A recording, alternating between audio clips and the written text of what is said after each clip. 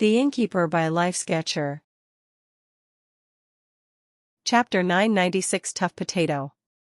The turtle has grown massive in size, but its cultivation realm remained uncharged. That was not surprising as it was already in the nascent level, and the midnight realm would not allow further increase. While he planned on using the temple of fasting to help his human workers grow stronger, he needed to get permission to send his other works there as well, at least to experience breakthroughs. But that was a concern for later.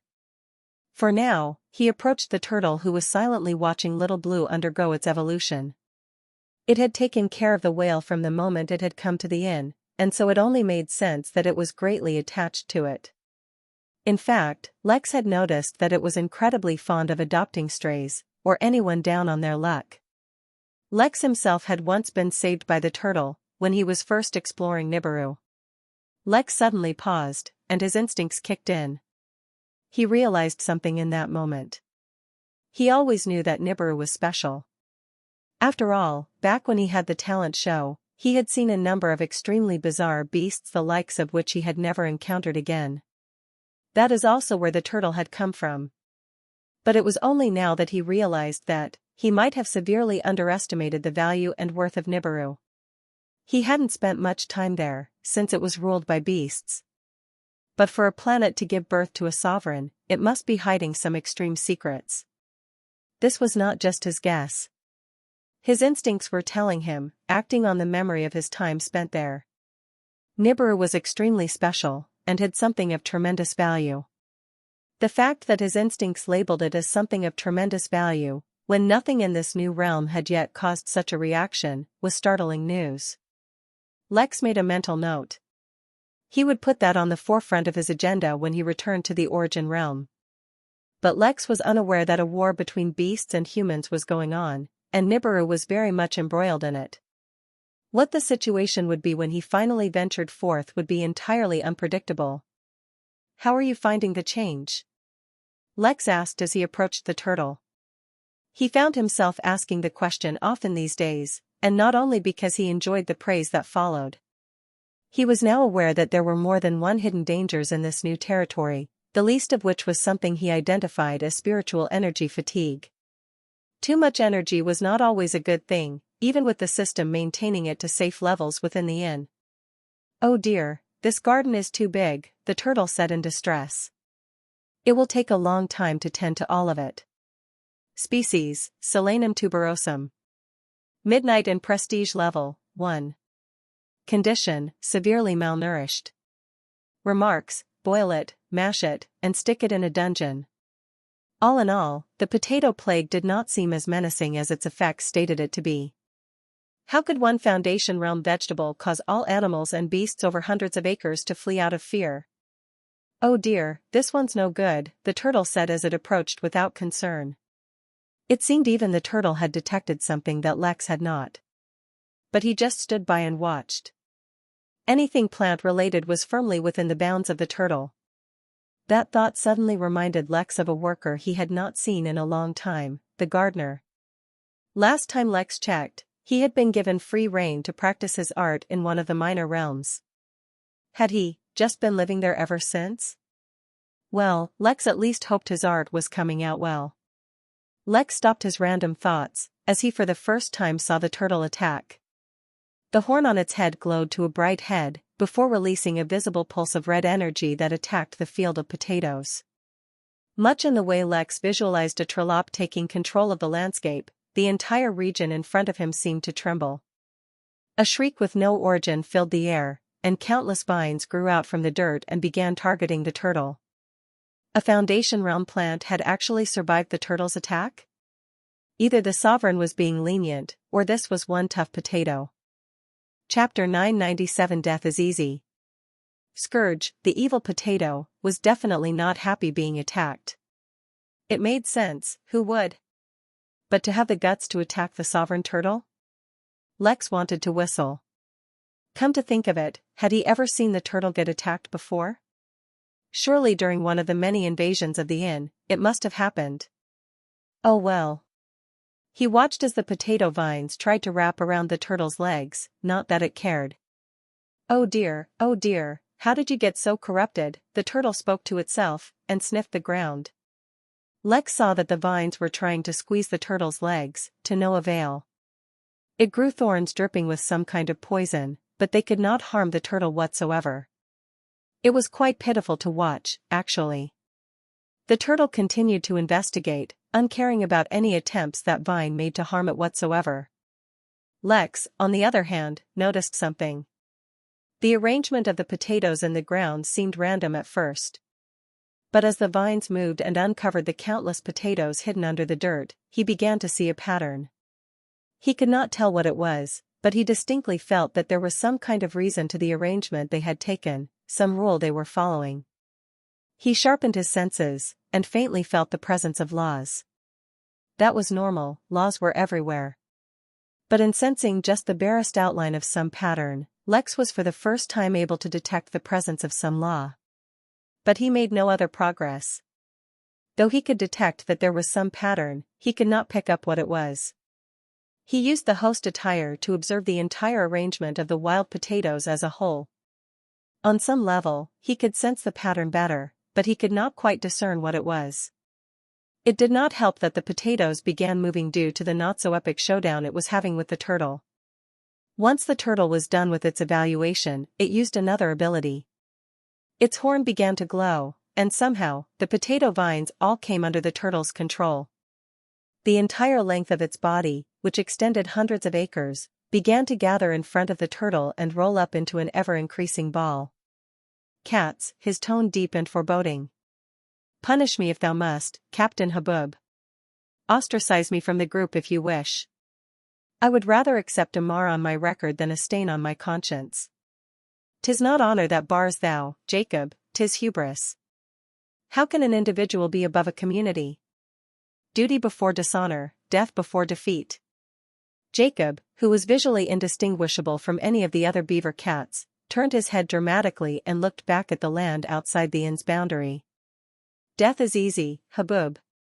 Death is easy, but doing what is right weighs heavier than a mountain. 'Tis not in me to commit such sacrilege." "Then you have betrayed us," Habub said solemnly. "You have betrayed your fellow soldiers, your family who raised you with such expectations, your teachers who guided you on the path, your community that depended on you."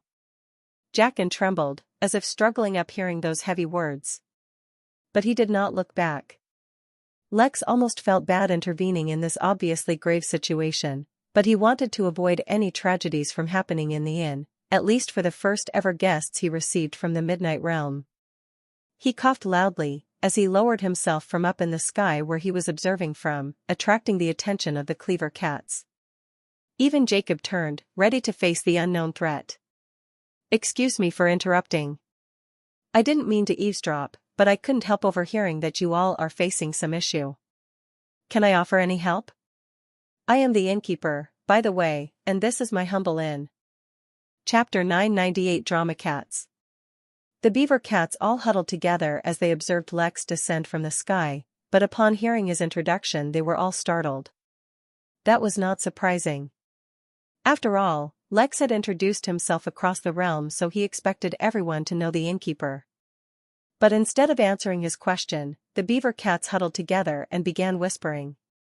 "Lieutenant Jacob, thou still have a chance to redeem thy honor." "I would rather walk through 7 incarnations of eternal fire," he said adamantly. Once again an incredibly dramatic exchange between the lieutenant and the captain began, all somehow without ever actually stating what the issue was. Lex wanted to help, but he had no idea where to begin. "Gentlemen, perhaps I can help," Lex said as he stepped onto the wall with him. He found it funny that these beaver cats thought they could hide their conversation by whispering when he was so close. Maybe they didn't have spirit senses yet. But first you would have to reveal the nature of your issue. Habub looked at Jacob, who turned his head away, and then looked at the innkeeper.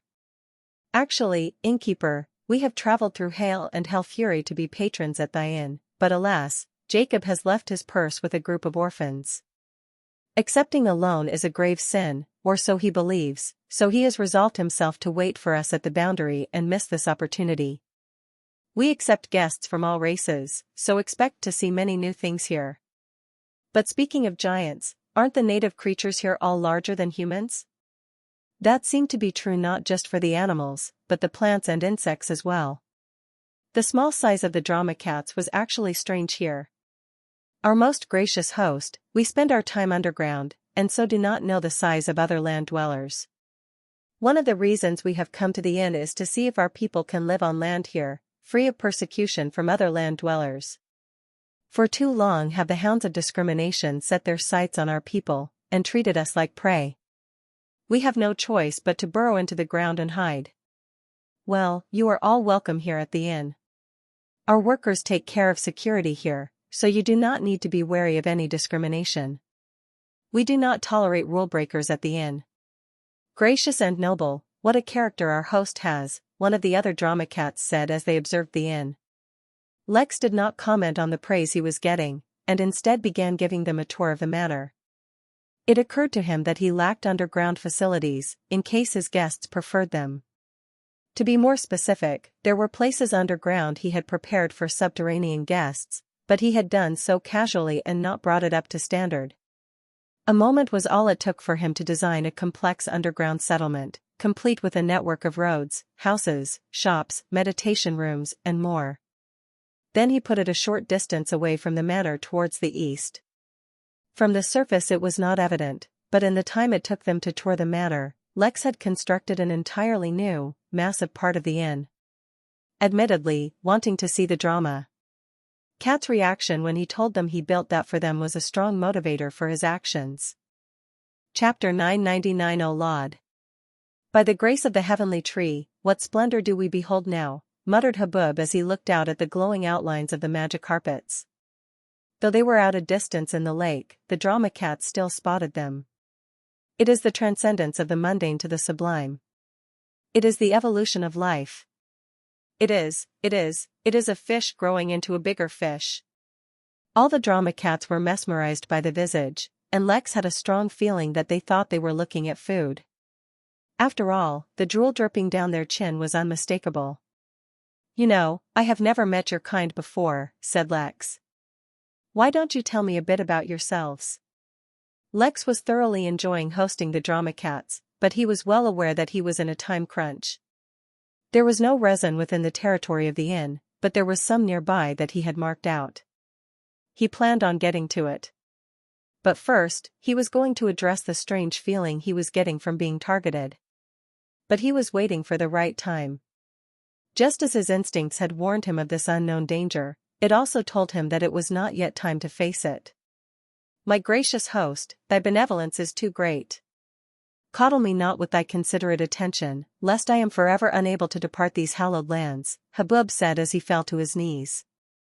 Truly a reaction worthy of a drama cat. No, my brother, thou have gone astray. The chronicle of our people must be spread, not hidden, said Jacob. The sacrifice of the ancestors must be remembered and honored, their glory spread across the lands. Feeling reinvigorated by Jacob's words, Habub immediately returned to his feet, and began his tale. At the dawn of time itself, the drama cats did not exist, Habub said slowly, as if revealing a major secret. Lex, on the other hand, was more intrigued to learn that his universal translator automatically translated the actual name of their race to drama cats for him. Now no one could take the name away. Though, it was at this point he realized something else as well that he had missed since he got his new realm. He did not seem to need the universal translator. It was as if he could glean the meaning the other wanted to say, even if he did not understand the words. It was as if, on some level, Lex was communicating from soul to soul. Beasts who prey in the morning. Beasts of prey. Beasts who prey for prey to pay. After a war that cracked the land itself, splintering it into three, the drama cats were driven from the lands, and forced to live below ground. There, we have built homes for ourselves. Amidst the dirt we lived, and from underground rivers we drank. In the darkness, we slept, and on rare occasions, came up to hunt in the light. Till the end of time, we existed as such. But then, time decided not to end, and your voice called out from the heavens. A time era is before us, when the drama cats return to ground once again. Thus have we endured an eternity of torture and survived. We need only send back word, and many of our kind will flock to the inn. Of course, we have to work to pay, for loans are a sin, but the drama cats are known for many things, and fear of work is not among them. Quite a splendid tale, Lex said, sensing that this story may actually continue till the end of time. But from what I hear, it seems like you don't want to live underground anymore. Does that mean I should get rid of the underground city I built for you all? The drama cats trembled and froze in disbelief. A city, for them? Unable to contain itself, one of the unnamed drama cats fell to its knees and raised its arms up to the heavens. O Laud! Why are we thy favorite, Laud? Why do thy bless us so? The other cats began to mimic him. O Laud! Chapter 1000. It is time.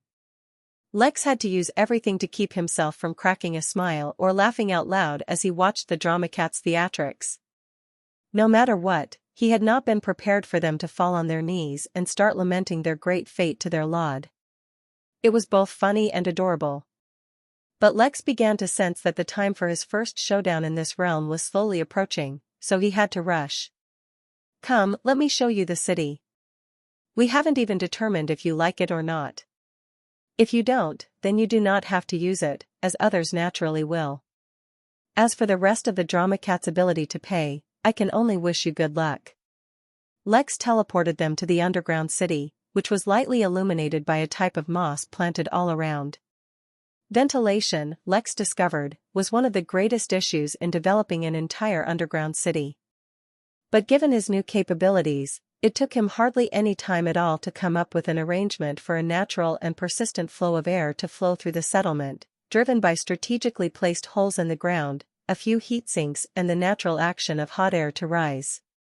Essentially, cold air would enter the city through the holes and travel across the various sections of the city until it encountered a heat sink which would quickly heat up the air and then rise up through a network of chimneys and vents.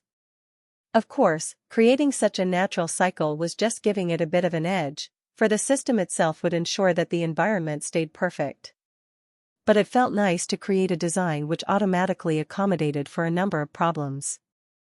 For now the underground city was a bit bare, but he planned on filling it with a number of other bioluminescent plants to add both light and color to the settlement.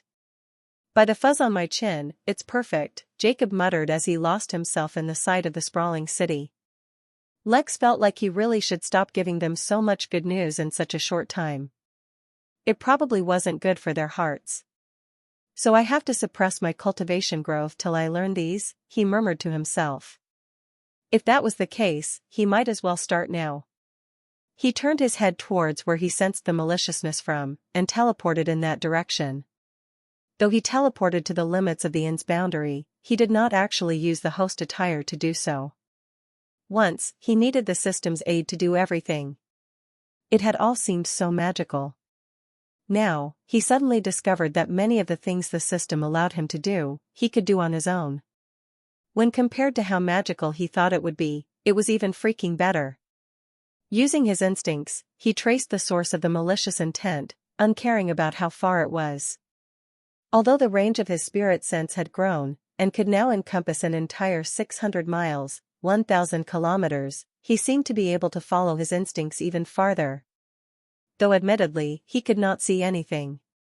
He just found the location. From the top of the wall Lex took a single step forward, but in the next moment he appeared in a completely different region. Rather than the lush and thriving region of the Midnight Inn, he found himself in barren, scorched lands that had suffered the scars of a brutal war. Countless bodies covered the ground for as far as the eye could see, and one could immediately tell that two sides had fought a grievous battle here. But their battle had somehow given birth to some kind of monstrosity, resulting in the defeat of both sides. In front of Lex stood a massive creature with a body that spanned dozens of miles.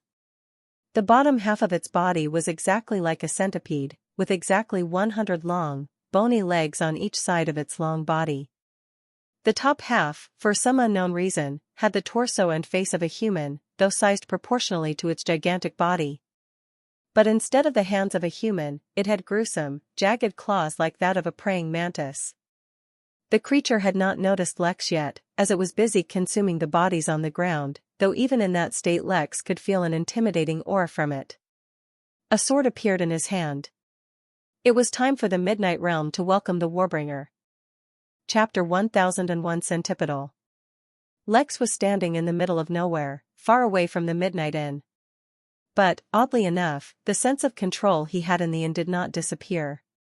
This was the first time he was stepping outside the inn's territory since raising his level, so he was only now noticing the change. Within the inn, it was the system that empowered him and gave him absolute control over his environment. But right now, while he did not have absolute control, he felt like it wouldn't be so hard to manipulate the world. When he looked at the field of endless bodies, he could sense a strange pattern once again. It was as if the random layout of the bodies of the deceased was not so random, and followed some kind of underlying rule or law. But once again, the pattern was too vague and abstract for him to completely comprehend. But he could read bits of the pattern. It was almost as if events were playing back in reverse in front of his eyes. He could see countless conspiracies behind the war, countless false promises and unclear motivations. He could see a hate, distorted and empowered beyond their means to control. He could see a weapon unleashed to slaughter the enemy, but it grew too powerful. His chapter is updated by. He only saw bits and pieces, but he could gather the overarching story of what happened. More importantly, since he understood the land in front of him with greater depth than a simple visit would normally give, he also knew how he could manipulate it in the easiest way possible. There were many affinities that Lex had that he didn't practice. But right now, he felt like if he had even the slightest control over his affinity for wood, or for nature, he could use all the bodies here and turn this from a barren land into a lush forest. But even without them, he sensed that this land had been severely harmed, and he could actually use his affinity for regeneration to heal the land. While normally Lex was a fan of tanking attacks head-on, he sensed that these attacks were dangerous, and hid their true devastating quality within the darkness, so he dodged as well. While Lex wanted to test out his new abilities, he didn't want to prolong the battle unnecessarily. He came here because he sensed danger from this creature, so he stopped holding back. He blinked right behind the creature, and used space warp on the creature's back. In a 10 feet, 3 meter, region around his hand, space began to bend, causing light and gravity to behave oddly. The sudden spike in gravity caused the creature's backbone to snap, causing it to fall limp on the ground, though it was far from a lethal injury. The creature screamed again, and traces of black energy began accumulating around its claws, but Lex gave it no time to retaliate. He used Inferno Blade, Judgment and buried his sword in the creature's back, channeling the flaming sword intent into its body. Simultaneously, he converted some of his attacks into spirit attacks, assaulting its mind and causing it to immediately fracture. But even as a massive hole burnt through its torso, and its mind was broken, the creature did not die. Its resilience was astounding. Before Lex could continue to attack, an overwhelming repulsive force blasted him into the air with such might that it actually caused him to become a little breathless. But even though Lex had been pushed back, his attack was not so easily dismissed, and flames continued to eat at the creature's upper body. Its lower, centripetal body writhed for half a second, before it disconnected from the torso, and then split once more into 100 smaller sections, each with 2 bony legs. Each section began doing different things, with many of them immediately feasting on the corpses while a few began burrowing into the ground to escape. Others began to fly away, while others still lurched towards Lex, wrapped in black energy. Chapter 1002 Tricked. Watching the many drones coming to attack him, Lex was honestly impressed. He was fairly certain that his strength was near the pinnacle of this realm, so for this random creature to put up so much of a fight against him was extremely remarkable. It was no wonder that none of the other natives had survived its wrath. That was still taking into account that Lex could also tell that the creature was not yet accustomed to its new power. Given enough time, it may have put up a greater fight. The 100 drones that had been released, Lex could tell, were some kind of self-defense mechanism. They were mindless, and acted on instinct. Some were running away, some were refueling and some were attacking. If ever one of the 100 managed to escape, the creature could be reborn much in the same way he was reborn after being crushed into meat paste. The black energy they wielded was also interesting. Lex could tell that the source of the danger he felt was this energy. It contained some kind of law that he had not encountered before, yet it was potent enough to cause him harm. While his body was extremely resilient against all physical, soul and spirit attacks, it seemed it could not escape the influence of laws. The threat he was feeling from this creature diminished considerably, but it was not gone. Honestly speaking, Lex found this totally unacceptable. He was convinced that if he were still cultivating regal embrace, it would have found some way to increase his defense even against laws. It seemed he had been focusing too much on increasing his strength and not enough on other aspects of cultivation. To be fair, it was only after he had become a nascent soul cultivator that his perception and awareness of laws was increasing so rapidly. Feeling somewhat peeved, Lex spread his spirit sense and locked onto each and every drone. He did not need to rush to them. Lex blinked and appeared behind the first drone, using Inferno Blade to cut it in half.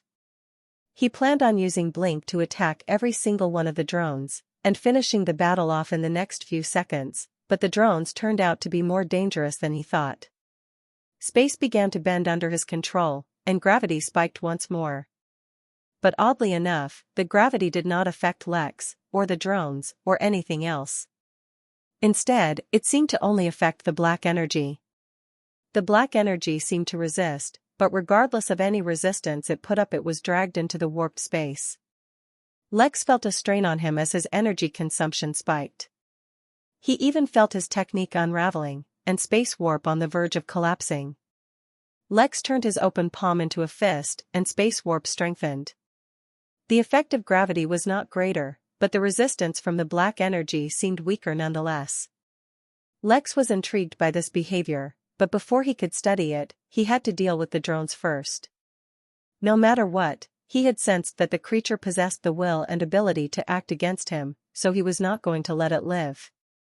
He pulled out his divine butter knife, the one he created himself, and began to blink to the drones. The second test he wanted to conduct, while killing his enemies, was how divine energy reacted with laws. As it turned out, it was much easier to suppress the eruption of black energy as long as he used the divine energy within the butter knife. Only a few seconds later, all but one drone were killed. With one drone left alive that he had captured, and a ball of strange black energy trapped within his own ability, Lex could now take his time and experiment. Back in high school, he had learned about the scientific method when testing things. But first, he had to decide exactly what aspect he wanted to test. If it was still laws, then he needed a number of different laws, all with different strengths. Lex rubbed his chin. Did sword intent count? Chapter 1003 Tests. Before he did anything, Lex took a mental note of all that he had to do, and how much time he had left with the host attire.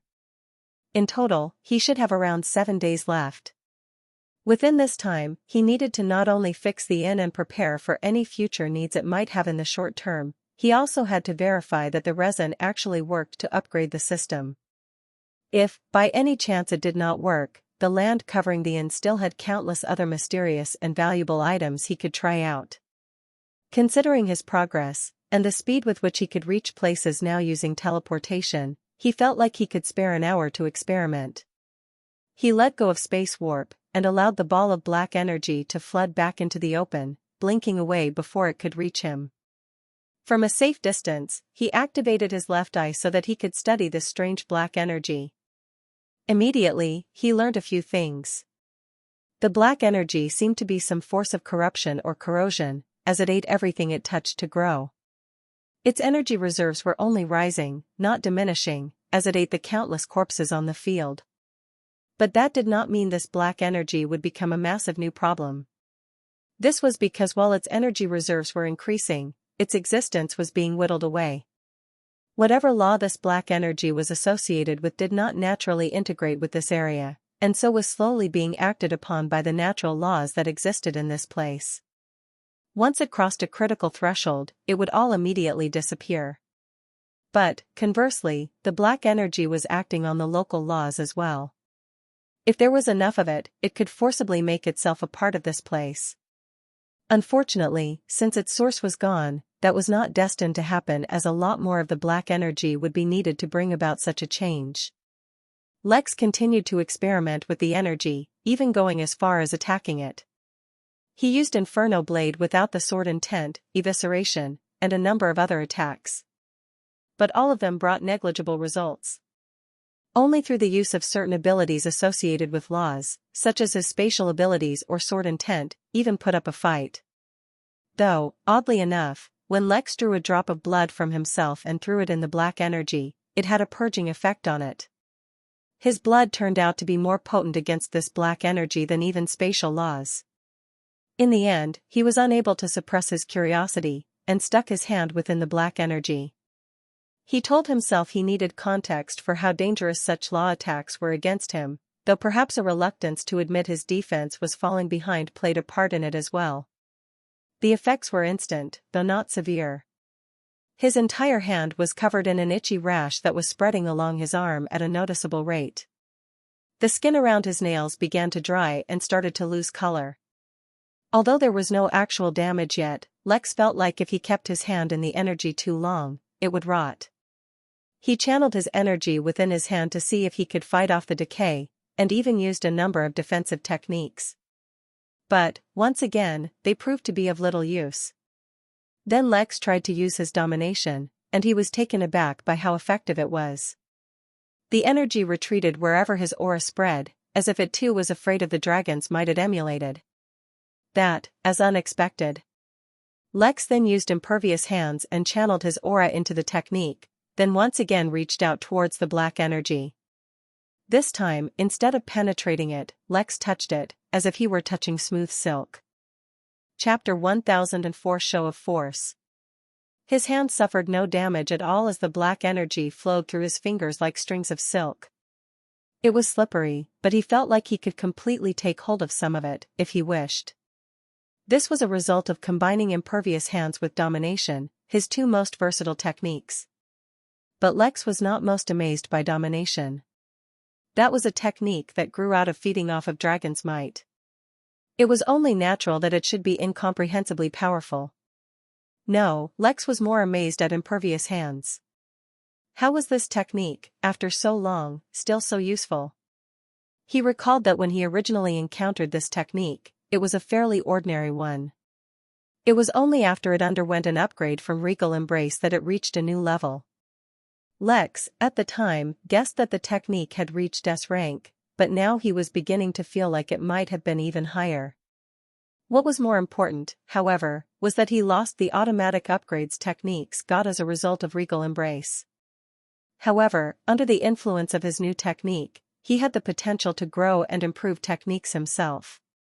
If he could upgrade more techniques to the level of impervious hands, or even create his own techniques, then he would be much more powerful than he is now. But that was a matter for another time. His hour was up, and he was done testing out what he wanted to test. As for the drone, it would be a guest at his inn, kept in a safe and secure location, for its own health, and would wait for when Lex had more time to study it. Taking a hold of the creature, Lex teleported back to the inn. His hand, which he had stuck into the black energy, was extremely itchy and he was tempted to get into a recovery pod, but he ultimately resisted the urge. He wanted to see how long it would take his body to naturally heal from such an injury. But before going out to search for resin, he checked on John, as well as Luther. John was sitting on the floor in front of the dragon, scribbling something in his diary. It seemed like he was having trouble coming up with a technique. That was to be expected. In fact, Lex did not actually expect him to succeed anytime soon. When he looked towards Luther, the situation once again pretty much fell within his expectations. A battle had unfolded, and now countless soldiers were sitting, stripped of their armor and weapons, under supervision. Many had died in the initial clash, but none from the inn were even harmed. Any/W novel chapters are published at novelhall.com. Highly unlikely. Their emperor is extremely ruthless from what I can tell. I doubt he will see reason so easily. Lex studied Naren, and saw from him many conflicting emotions. He was afraid and nervous, but at the same time he was also irritated and inconvenienced. There was a tinge of excitement buried in there as well. "Then what are you planning to do?" Lex asked. Since he had originally given this task to Luther, he did not want to put ideas in his head. He was just making sure that Luther was not thinking along the lines of massacring the Empire to eliminate a future potential threat. Luther narrowed his eyes and spent a moment in contemplation. He also looked at Naren, who was nervously observing him. "First, I want to learn as much as possible about this empire. Then, once I understand it fully, I plan on personally delivering a message to the Emperor so that he understands that it would not be in his best interests to act against the Inn. Even though I doubt the Emperor will so easily listen, the message has to be delivered sincerely. After all, the Midnight Inn should give them the benefit of doubt. But, if they still act out against us, then it would be best to eliminate the Emperor with a show of power. After all, the Inn does not provoke enemies, but it should not tolerate them either." Lex was actually surprised. Luther's answer was a lot more tame than he expected. It seemed that he had matured a lot from when he first entered the Inn. "If you need any help, let me know." Chapter 1005 Evil Conspiracy. Luther seemed to have the situation handled, but Lex took a tour of the area on his own anyway. Truth be told, he currently had a much easier alternative to solving this issue. He could use his authority to seal the minor realm up. But in the event that some other minor realm invaded later on, he would not be able to do the same. That is why it was best to set a precedent beforehand for handling such issues themselves. Lex took some of the weapons that were being used by the invaders, who were a race that identified themselves as Birkin. The weapons were guns that looked like they had come out of a sci-fi movie or video game. He shot a few rounds and was impressed by the superheated bullets. It seemed that the Birkin, if nothing else, had impressive technology. If their empire behaved, then there could be a great precedent for trade. He could already imagine Chen and Lily taking advantage of their technology and selling it in their shop, though he imagined sales would be down for the foreseeable future, at least until the Inn opened back up. In fact, if their technology was really good, he wouldn't mind adding some of it to his inn. Considering the new, massive scale of the inn, transportation across its territory was going to be a concern. The easiest option would be to set up numerous teleportation points for guests to use, but with the system having closed down the addition of new formations for the time, it would have to wait. More conventional means of transportation would be needed. After he had sated his curiosity, Lex teleported away. He had no free time, but he did not notice that after he left, every single one of the inn workers looked towards where he had been last. By now, every one of the workers knew that Leo was Lex, and that he had saved the entire battalion with a little help from Cirque. Although it was obvious that he was not the strongest worker, it was generally accepted that his strength was above most of the workers. He was somewhat intrigued by the idea of having his very own midnight network. It had not occurred to him before, but now that the idea came to him, it felt like he would be really missing out if he didn't get one. If he could then manage to spread this network across this entire realm, then it would be extremely useful in collecting information and knowing what was happening everywhere. Just as he was musing on the possibilities, he froze, as he had another idea. What if he didn't disclose that the network was his? What if he just helped it spring up overnight, and secretly just watched everything from the background? Effectively, it made no difference. The idea was the same. But he liked the element of mystery and intrigue. In his opinion, even the inn should have been shrouded in mystery, unknown to the world, instead of openly advertising it to every living being. That way, the few guests who stumbled onto it would experience a wondrous adventure into the unknown. The more he thought about it, the more he liked the idea. He'd make the network an integral part of society, with the convenience of effectively communicating and transferring data over long distances instantaneously.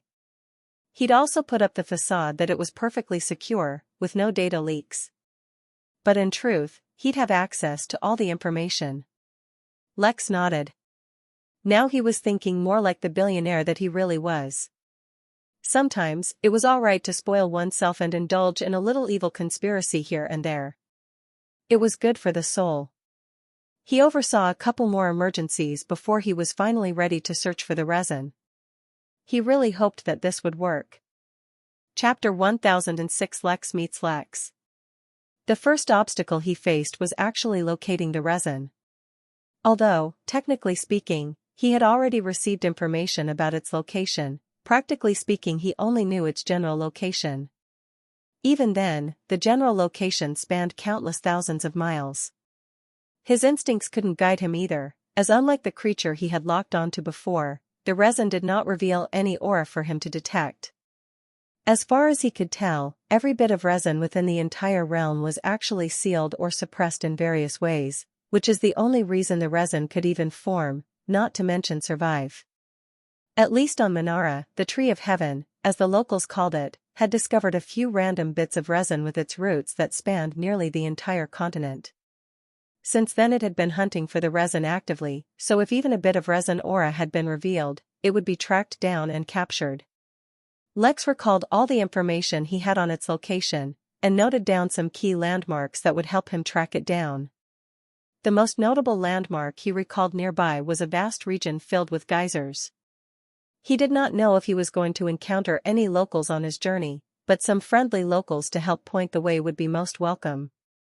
He spent some time trying to fix a location he would teleport to, hoping that his instincts would guide him in a certain way. But whatever seal covered the resin must be extremely powerful, for no matter how long he waited, they stayed silent. Eventually, he just had to pick a location and teleport. When he appeared, Lex found himself completely drowned in grass. He had to fly up a bit to get a view of his location.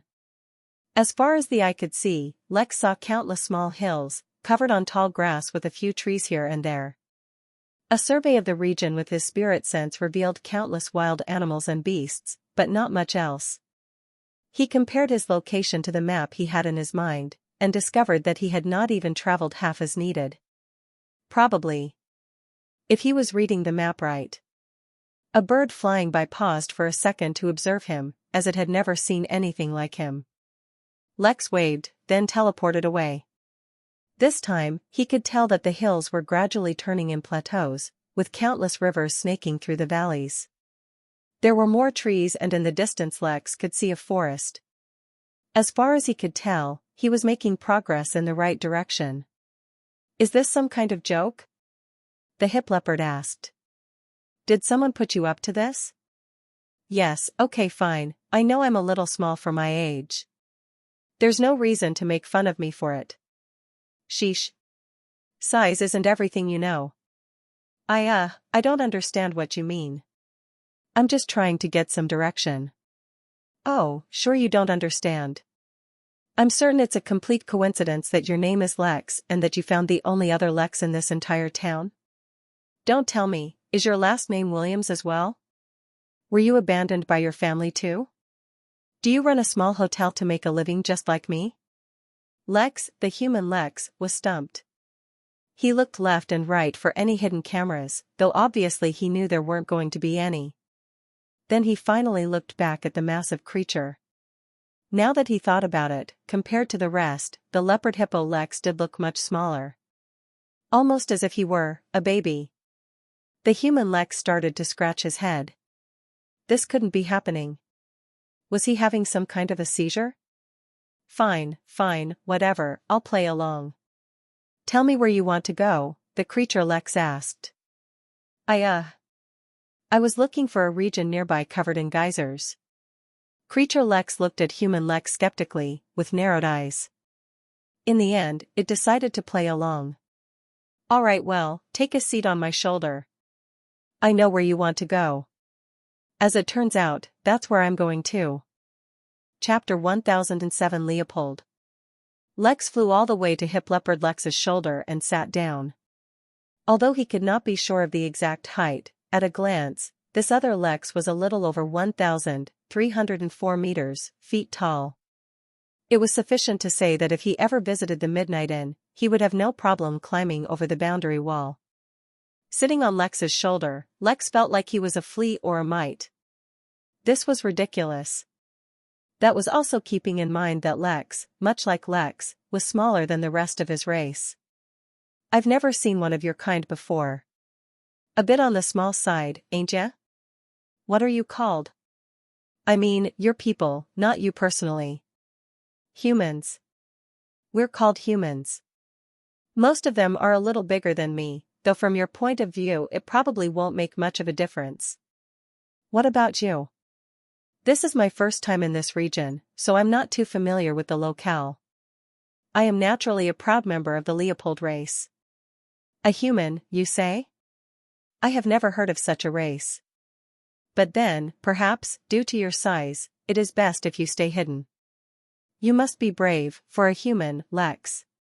Since you're new here, allow me to give you a tour. You are currently within the territory of Larger Lahana, which is what this city is called. The surrounding region is a part of our area of influence, so as long as you obey the rules of Lahana, you can wander free from worry. Are there many rules of Lahana? Lex asked.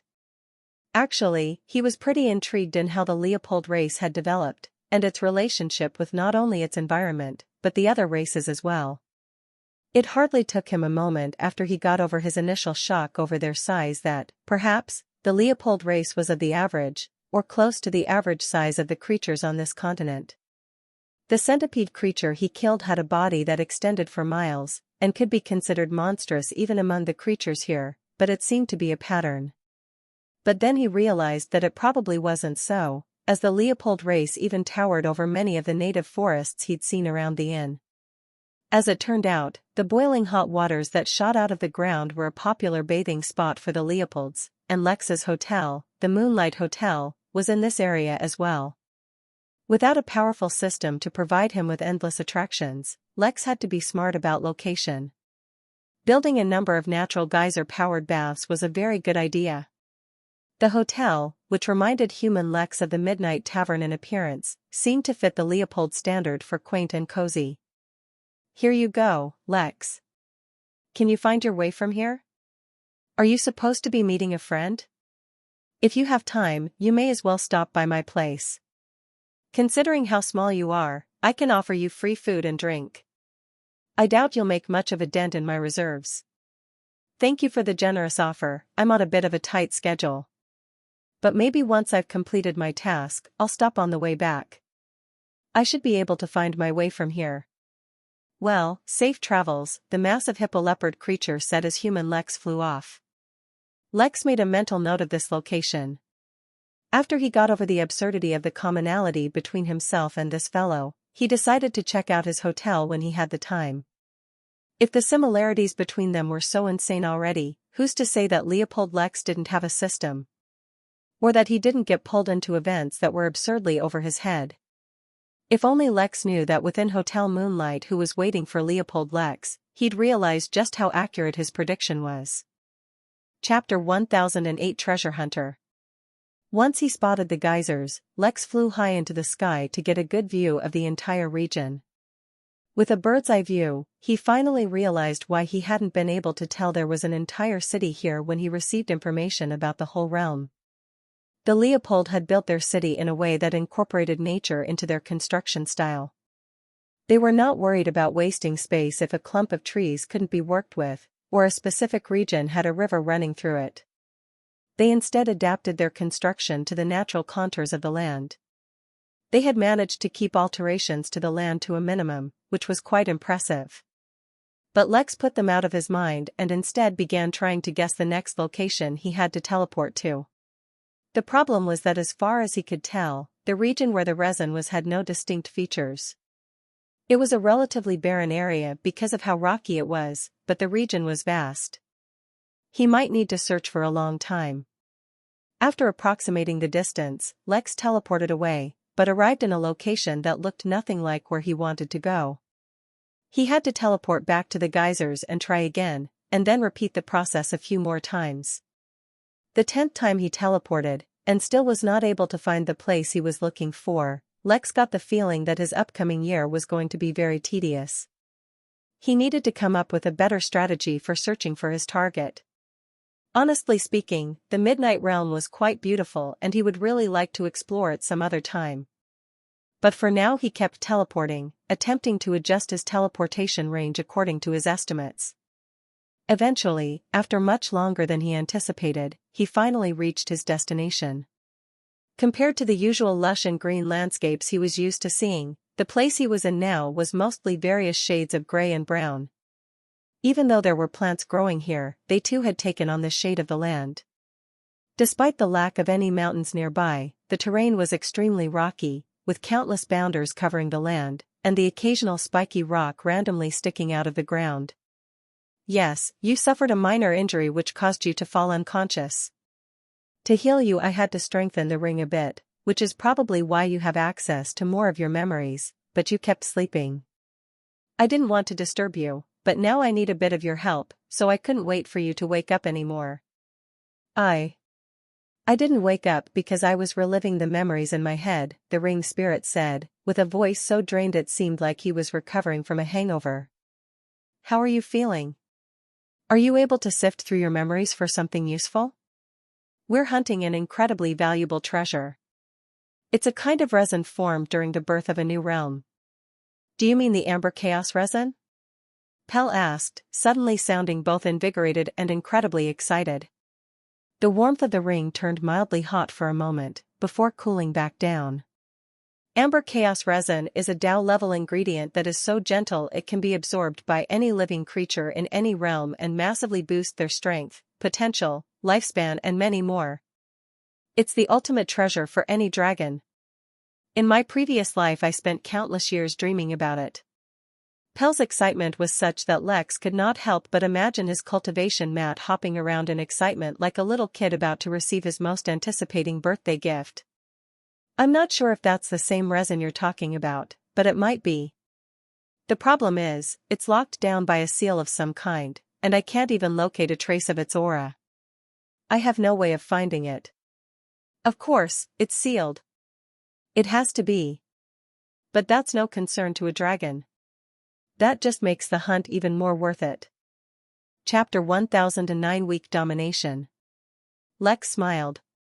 Although Pell had yet to actually bring about any substantial results, and only seemed ready to pursue its passion spanning multiple lifetimes of searching for treasure, he was already satisfied. After all, anything was better than randomly searching the land. Given that his spirit sense could span a very large area now, which should technically ease the search somehow, it would still be a great undertaking if done alone. Moreover, he was not so sure spirit sense could find the resin so easily. After all, if this resin really was the amber chaos resin, as Pell claimed, and the tree of heaven already tasted some of its benefits, then it is likely that it had been searching the continent for more of it for a long time. In fact, if things were as Lex expected, and the races living under the tree's canopy were its servants, then this resin may be the reason for some of the wars he had seen from above. Alright, just let me see, no, not this one. I don't know, wait, okay, this might work. Pell began muttering to itself while Lex waited. He was not concerned. Instead, he surveyed the area to see if there were any settlements of other races in large groups. Fortunately, there seemed to be nothing in the vicinity besides wild beasts. That would be best, as he did not want to attract too much attention. Master, after a moment of overzealousness, I remembered that in my current form I cannot use most of my techniques from my previous life. I just don't have the energy to sustain them. However, after much reflection, I was able to search for a technique I can teach you that should do the trick. Strictly speaking, this technique should only be usable by dragons, as its first and most stringent requirement is dragon's might, but you may be able to do it, nonetheless. I will transmit the details to you now. Lex felt the ring connect to his mind for a moment, before sending over a stream of information. He could not help but sigh at the way things worked out. If Lex's body and soul were not so overbearingly powerful, and if he had not received information about the entire realm, and if he had not devoured dragon's might, this technique would have never worked. Even receiving the technique was a burden on him, but his body and mind had long since become accustomed to dealing with things above his level, so instead of experiencing a backlash, he just felt slightly strained. Considering the fact that even the weakest of techniques designed for dragons were aimed at Earth immortals, Lex was long past the realm where he could be judged by common sense. The technique was called Wyrm's glyph. Using it was not so simple, and would probably require a bit of practice, but Lex did not anticipate it taking too long. After all, his comprehension had improved even further after he reached the nascent realm.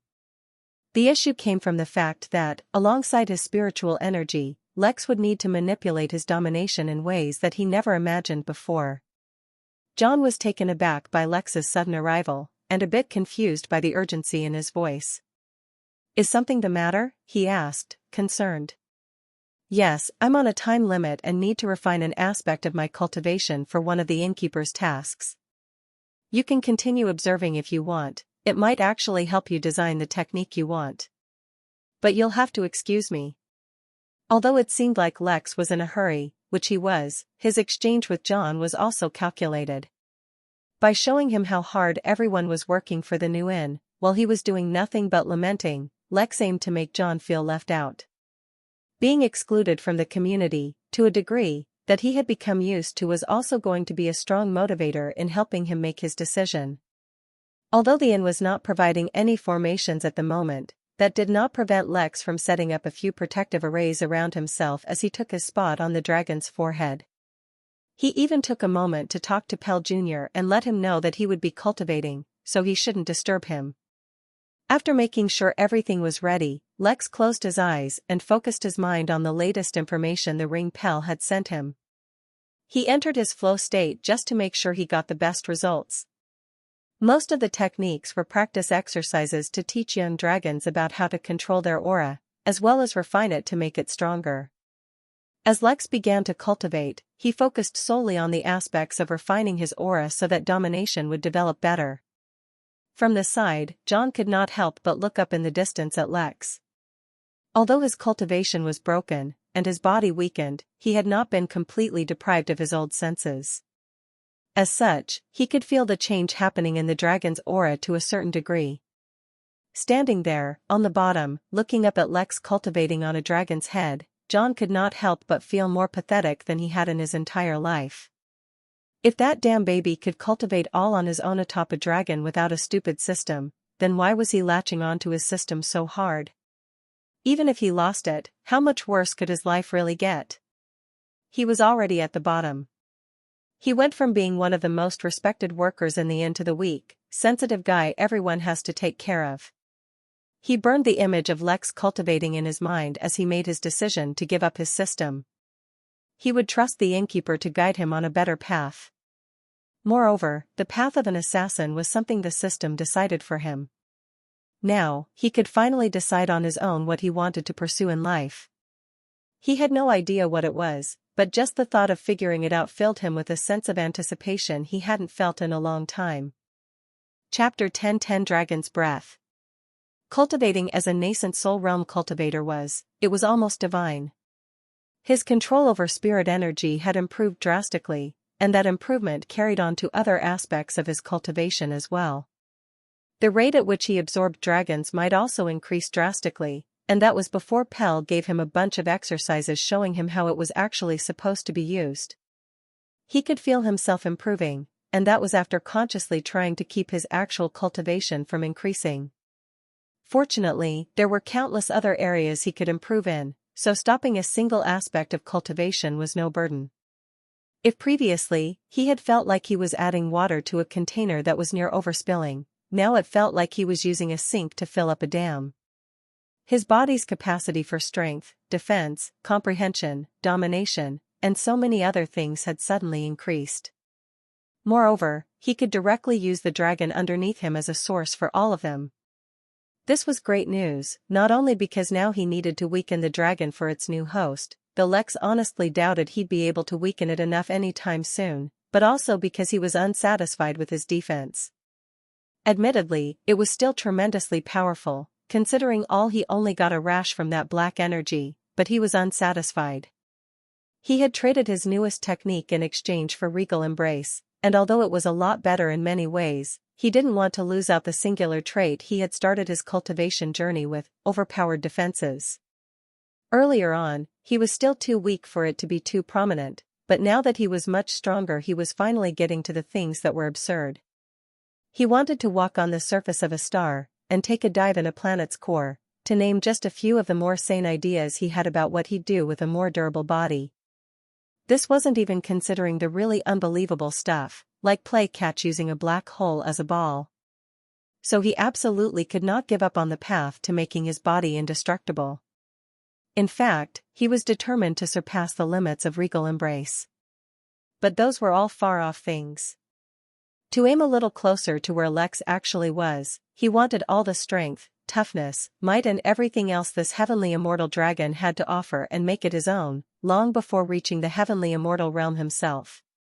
A tough but achievable goal he set for himself was to be completely equal to the dragon while still in the earth immortal realm, at most. As if responding to his intentions, his cultivation technique altered itself a bit, and Lex received some feedback.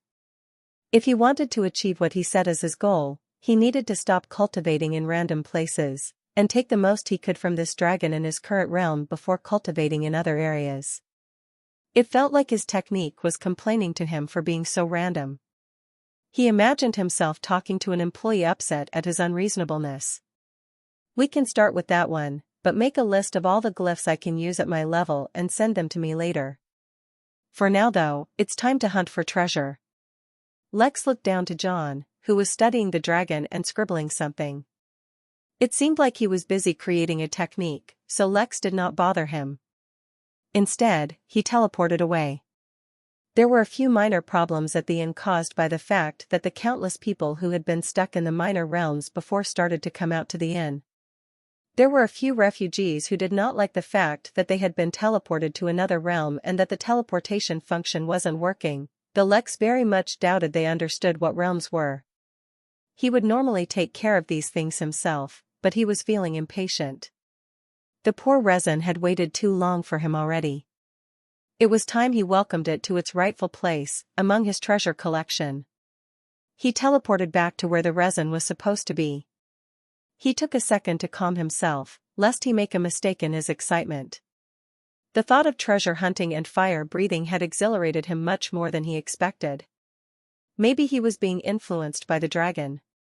Nevertheless, he steadied himself and used the technique, forming the glyph on his forehead.